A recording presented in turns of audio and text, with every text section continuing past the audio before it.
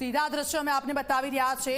રાજકોટના દ્રશ્યો છે અને મતગણતરી કેન્દ્ર છે ત્યાં પરસોત્તમ રૂપાલા પહોંચ્યા છે। સીધા જઈશું ગૌરવ દવે ત્યાંથી અમને સતત અપડેટ્સ આપી રહ્યા છે। ગૌરવ, રાજકોટ મતગણતરીની શરૂઆત થવાની છે, પરસોત્તમ રૂપાલા ત્યાં ઉપસ્થિત છે, કેવા દ્રશ્યો?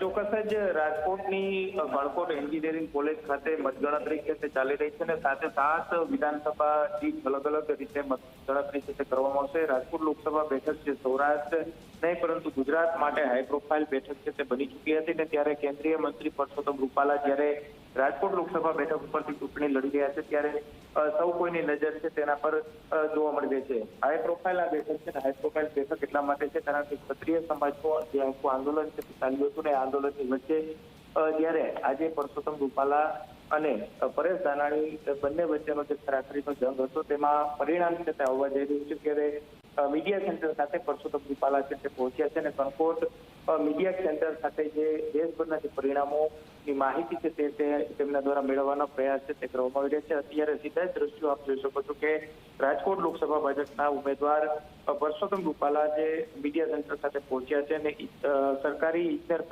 જે કોલેજ આવેલી છે ગણકોટ ત્યાં અત્યારે મતગણતરી ટૂંક સમયની અંદર જ શરૂ છે તે થવાની છે। તે પહેલા જ તેઓ દેશભરમાં ચાલતી મતગણતરીની વિગતો અને માહિતી જાણવા માટે તેને મીડિયા સેન્ટર ખાતે પહોંચ્યા છે। દ્રશ્યોની અંદર પણ સીધા જોઈ શકો છો કે પરસોત્તમ રૂપાલા છે કે તે સતત અલગ જે મતગણતરીઓ છે ટૂંક સમયની અંદર શરૂ થવા જઈ રહી છે દેશભરની અંદર અને ખાસ કરીને કયા પ્રકારનું વાતાવરણ છે તે જોવા માટે તેને ખાસ તેઓ અહીં પહોંચ્યા હોવાના જે અહેવાલો છે સામે આવી રહ્યા છે ને તેને લઈને જ પરસોત્તમ રૂપાલા છે અત્યારે મીડિયા સેન્ટર ખાતે ઉપસ્થિત જોવા મળી રહ્યા છે। બિલકુલ ગૌરવ, આપની પાસેથી અપડેટ્સ લેતા રહીશું। પરસોત્તમ રૂપાલા ઉમેદવાર છે રાજકોટ આ બેઠકના, તેમની સામે પરેશ ધાનાણી મેદાનમાં છે।